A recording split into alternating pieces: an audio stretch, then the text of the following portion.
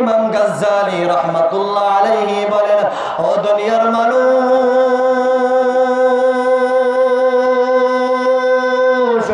একটা লোক জঙ্গলে ঘুরতেছিল, হঠাৎ করে একটা সিংহ তাকে তাড়া করলো। হঠাৎ করে একটা সিংহ তাকে তাড়া করলো।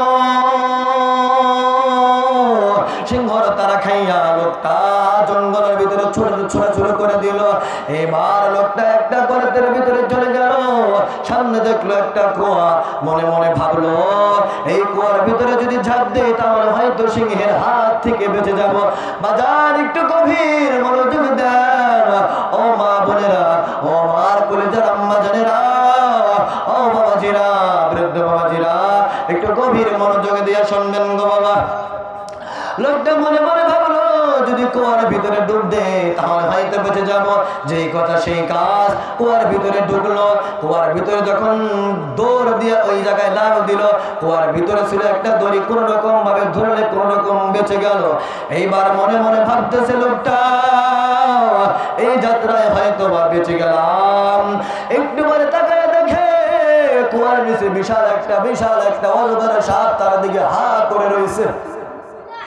এবার লোকটা মনে মনে ভাবে, হায় রে হায়, কি হবে উপায়। উপরে একটু তাকায় দেখে সিংহ, নিচের দিকে তাকায় দেখে সাপ, বিশাল অজগর সাপ তাকে খাওয়ার জন্য তাক করে রয়েছে। একটু পরে লোকটা দেখলো কোত্থেকে যেন একটা সাদা ইঁদুর এবং একটা কালো ইঁদুর এসে তার দড়িটাকে কোটো কোটো করে কেটে দিচ্ছে। লোকটা এবার চিন্তায় পড়ে গেল, হায় রে হায়, কি উপায় হবে।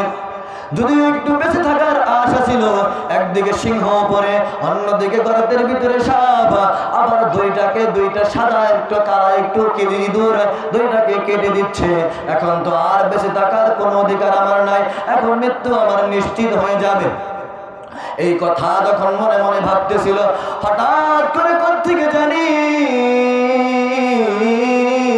একটা মধুর চাক তার সামনে এসে আবির্ভূত হলো। মধুর চাক থেকে চুয়ায় একটু মধু পড়তেছিল। মধু পড়ার কারণে সে ওই যে উপরে থাকা সিংহ, নিচে থাকা সাপ যে দড়িটা ধরেছিল, সেই দড়িটাকে একটা সাদা ইঁদুর এবং একটা কালো ইঁদুর দড়িটাকে কোটো কোটো করে কেটে দিচ্ছে। ওই মধু চুয়ে পড়ার কারণে মধুটারে হাত দিয়া চুয়ায় খাচ্ছিল, টোকায়া তার ভুলিয়া গিয়ে তাচ্ছে ওই হাতের কথা, ওই সিংহের কথা, ওই যে ইঁদুরটা দড়িটা কেটে দিচ্ছিল, সব কিছু সে ভুলিয়া গেছে ওই যে মধুর মিষ্টতা পাইয়া। ইমাম গাজ্জালী রাহমাতুল্লাহ আলাইহি বলেন, ও দুনিয়াদার বাবাজিরা, এটা গভীর মনোযোগ দেন, আমার ওয়াজ শেষ রে বাবা, আমার ওয়াজ শেষ। ইমাম গাজ্জালী রাহমাতুল্লাহ আলাইহি বলেন, ও দুনিয়ার মানুষ,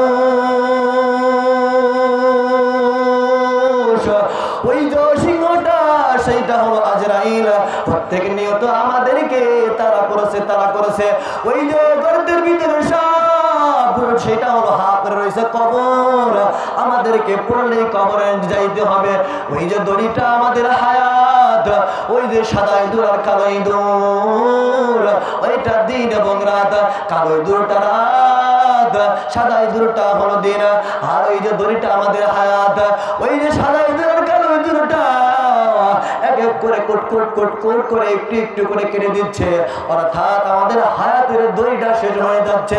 হায়াতের দড়িটা যখন শেষ হয়ে যাবে, মালাকুল মউত ধরে নিয়ে যাবে, আমাদেরকে সাপের পেটে পড়ে যেতে হবে, আমাদেরকে অর্থাৎ কবরে চলে যেতে হবে। এর বাজান, কবরের কি সামানা গুছাইছেন, কবরের জন্য কতটুকু প্রস্তুতি নিছেন, কবরের জন্য কতটুকু রওনা করেছেন। কবরে যদি খালি হাতে দেন রওনা, কবর হবে বিষধর সাপের ঠিকানা।